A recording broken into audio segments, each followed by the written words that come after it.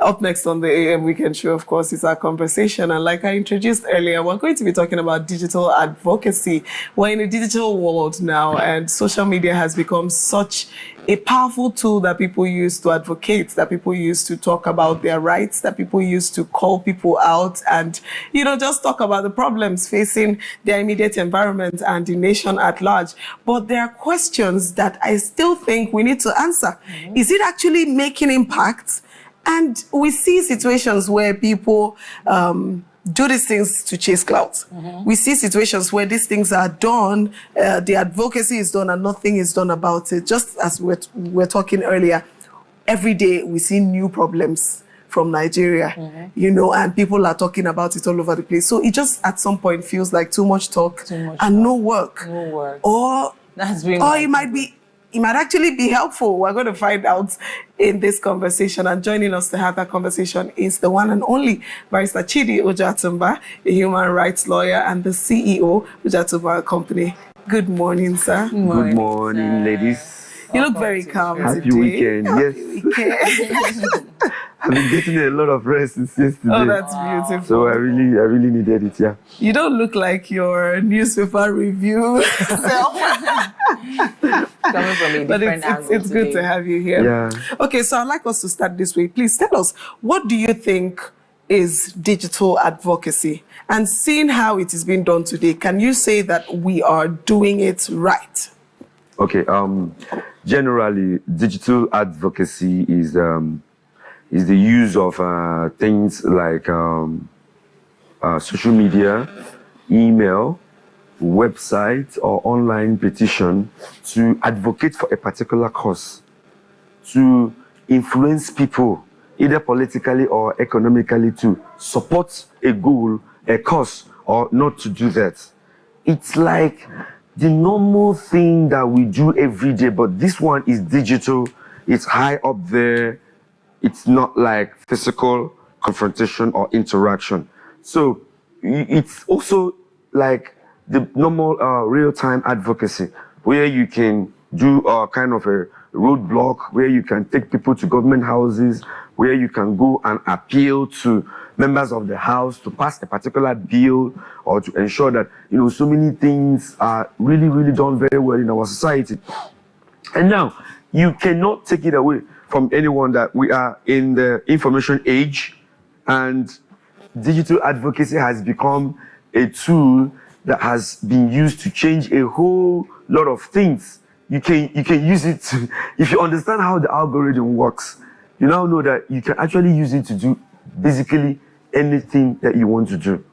But there's also a disconnect, because sometimes you find out that in so many poor countries, access to the internet is limited.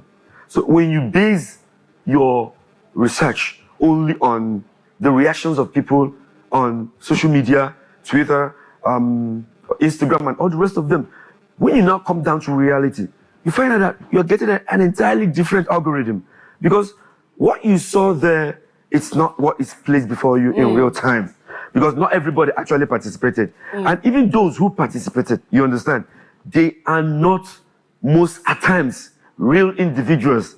That's what we call information overload, okay? Where people can now, it's really working, it's really devastating the Bitcoin business right now, whereby people can create people to be on the internet doing a particular thing, overloading a particular campaign, you thinking that you are getting the actual result, but at the end of the day, it will be few people doing it in their room, creating fake IDs, you understand, activating them and using them to shift a particular campaign towards a particular thing. But in real life, you can't do that. If you call for individual votes, those who are supporting that campaign can raise up their hand, they can aid their own opinion in a kitchen cabinet, whereby anyone can know them, hear them, and record what they are saying. But in the digital world, you can hardly keep tabs of those who are actively participating. And when you base all your data and all your information on that, you might come down in the real world and find out that there's a whole lot of gap. And how are you going to fix it?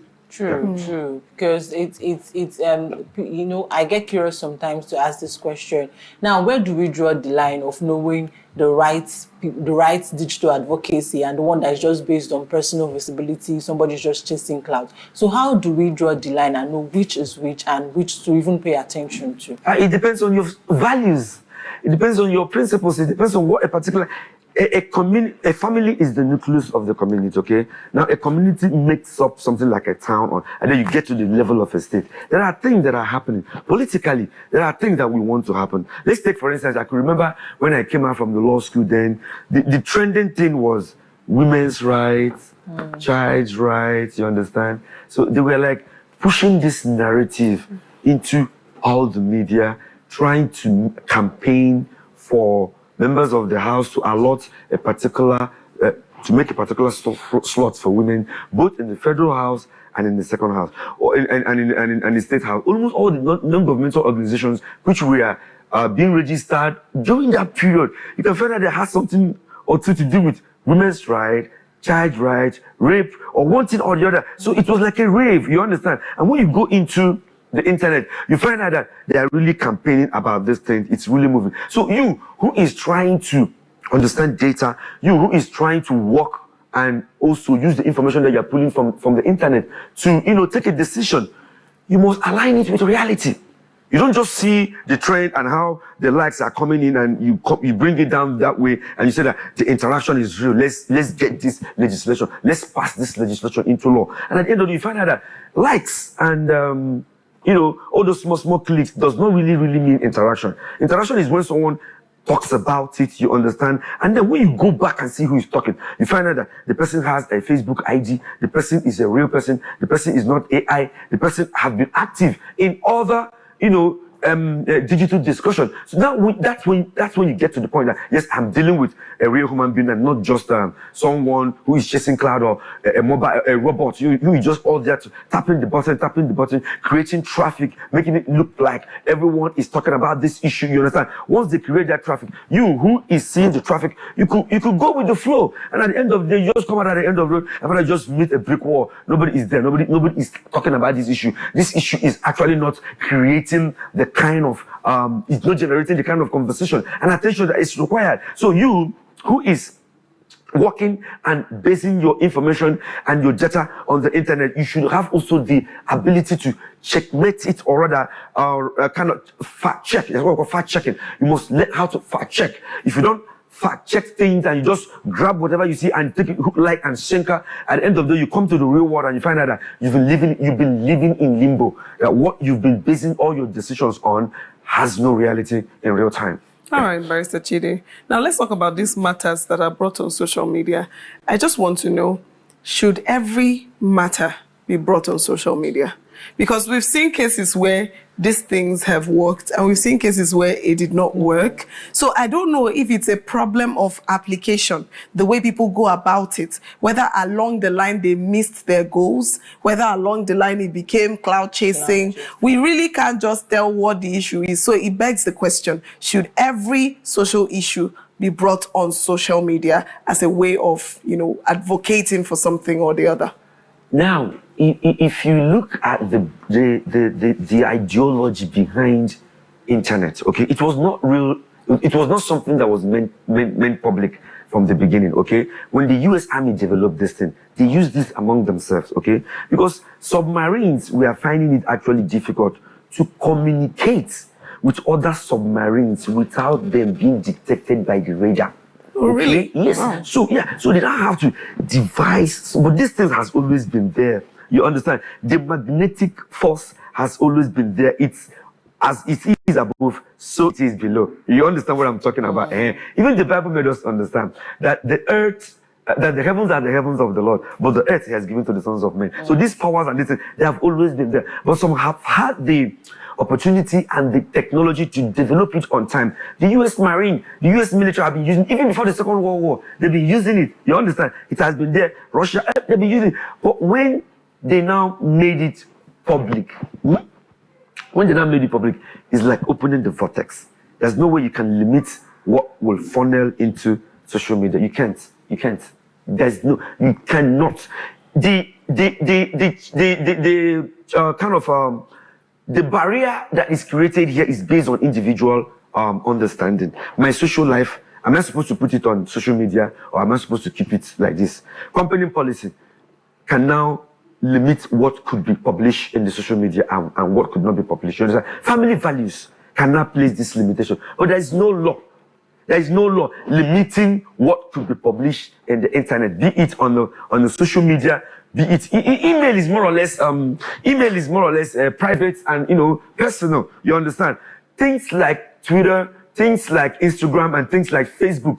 That's where you see the whole wide world. You understand? You can just, with a tap of a button, you are in there and you are scrolling and you are seeing issues, both those that have been discussed and those that have not been discussed. And let me tell you one thing about your notion of cloud chasing and issues that have not really been on the burner, if I can use that expression.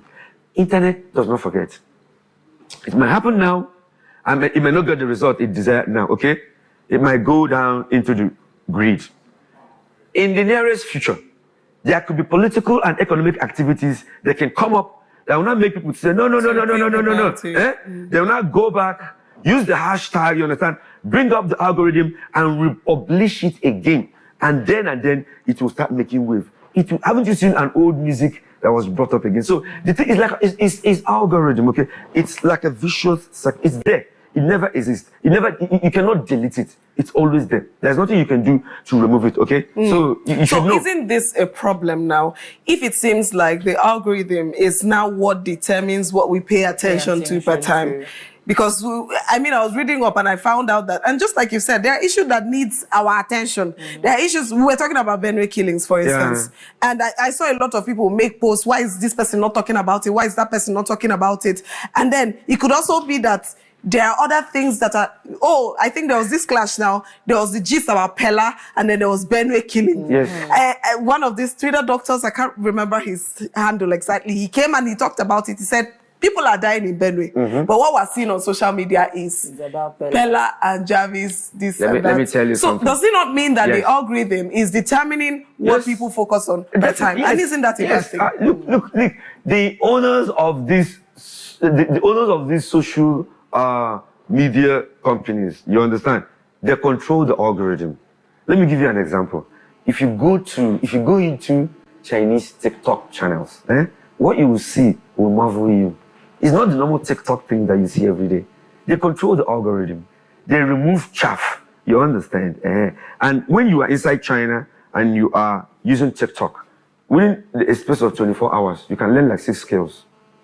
You can see how most of the things that we use here are produced. A detailed outline of empowering the youth and the upcoming ones to learn fast skills. But when you come to Africa, you understand, when you go to that TikTok, you see most naked young girls and useless things that you can never learn anything from. So those who control the algorithm can push a particular narrative to a particular set of people and get the result that they want.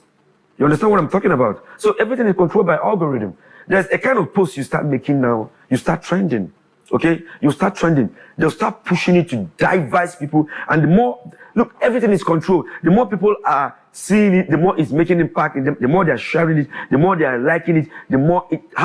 What made you think? Let me shock you. Do you know that the hashtag "Bring Back Our Girls"? Do you know that it was actually placed on a high algorithm so that the whole wide world will talk about it? You understand? To put a spin on Goodluck Jonathan's administration. Are you aware? Hashtag Bring Back Our Girls. It was something else, you understand? Because the hand of Obama and the wife, they were inside it. They were the ones that, took this thing on their own and made it, go viral. When you hear that word viral, you understand? Anything that has gone viral has caught the attention of the algorithm. So they will push it through different channels, and before you know it, it's rave. It's the talking point. There's nothing you can do about it. It's in the lips of everybody that you know. So when certain things are happening and the government doesn't really want you to, get to know more about it, or they don't want it to generate an engine of discussion, you understand? Through the algorithm, they can downplay it and they can even, make it not to come up for so many people to have access to that kind of information. So everything is being controlled. So the situation where it's being controlled, is this something that is reliable and dependable, that people now make decisions on things they see on social media or what people advocate, since it's being controlled? Yes. It's not like it's an open thing where everybody has their contributions. It's being controlled, it's being projected to a certain level. Yeah. So are we supposed to depend on it to make decisions? Yes, you're supposed to depend on it to make decisions, because when you go to Facebook now, or when you go to Instagram or even Twitter, you see that they have their terms and policies. That's what people don't really read, okay? There are things you can publish, there are things you cannot publish. You must bring your discussion within community as substance. You understand? There are things you should do and there are things that you should not do. So once you violate any regulation, they will flag you down. They can even delete that particular publication that you have done. You understand? So they have terms and conditions. You can remember one time the president of United States of America was removed from Twitter. You understand? His Twitter account was suspended, as in the president of United States of America.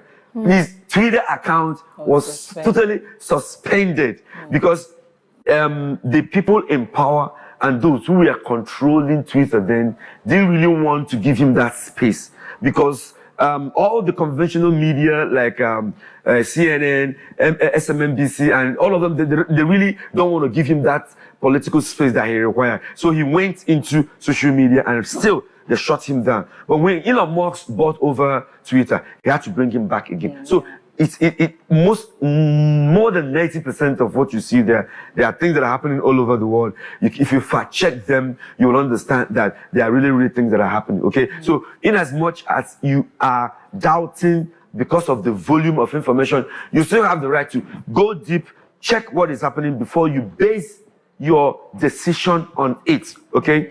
They say that you have to base your decision. Your decision has to be based upon the highest information that you have. Every decision, before you make a decision, before you act on a decision, it must be predicated upon the highest information you have. So your highest information should not just be deduced or farmed from the social media. Okay. You should also fact check it with other news lines, with other information, with other people have blogs that you can call where you can talk to people in real life. Just like when I was investigating what was happening in Côte d'Ivoire, you understand? I had people there that even though I'm seeing things on the internet, I was calling them in real life. They were telling me exactly what was happening. And sometimes you find that the stories are totally blown out of proportion. You understand? Sometimes you find out that stories are suppressed and the main bulk of the story are really cut out of the news. You don't really get it. So that's why you can't join two and two together to make to get the data you want, so that your information will be based on that. Okay. So when you get from here, you call people who are real people in real time, know where they are, they can give you the data you can use to fact check. And now, when you now have the highest information, that is only when you can make a decision and base your decision on that. Is the internet information very, very valuable? It's very, very valuable. That you can really not do without it. Is the age where we are now. It's making the whole world a global village. At the tap of a button, it's even gonna get, if I can tell you that the speed with which you can access information will increase as we are entering into this age. It will definitely increase. It will increase. So what you will now face is a situation whereby even you, who is depending on this information, you have to learn how to think fast. You have to learn how to make this what we call internet penetration. Let it penetrate down to people who are not making use of it, so that when you base your information on it, on a scale of 1 to 10, you can say at least I am getting 70% because of internet penetration. Yeah. Okay, so if I am getting this whole conversation right, it means that while what we do on social media is very important, we should also not keep away the real life. Let me just say real life. Should be a balance. There should be a balance. That way we're getting what we should. And honestly, I think that really makes a lot of sense. Unfortunately, we've run out of time. If not, we're going to deep dive into how some of these things that we do on social media affect actual legal processes, affect actual issues and cases. It does. You know, like we have rape cases and different things. It drives narratives. But with your phone. With your phone inside your bedroom with your kids. A lot of things can You can just be go showing down. them the whole world and what is happening. So it drives a whole lot of narratives home. And now the most important thing is that we have to make sure that what we are listening to is real, it's not generated by AI. You know what I want to there's another that's why I told you that I don't want us to because the speed with which you can access information is about to increase because of have you heard about nano data? Have you heard about this AI thing? It's really out of this world. So as this sector develops, fact checking and developing the ability to make sure that you're acting upon a real information should also increase. It's very That's important just what at I this want point. to say. Thank you so much, Barrister Chidi. This was amazing. This was insightful. We'll definitely have you some other time on the show. Yeah. Thank you. That was Barrister Chidi Ujoatumba, a human rights lawyer and the CEO of Ujoatumba Company. Up next on the AM Weekend Show is our conversation about preserving Igbo identity in the diaspora. Right after this short break, we'll be right back.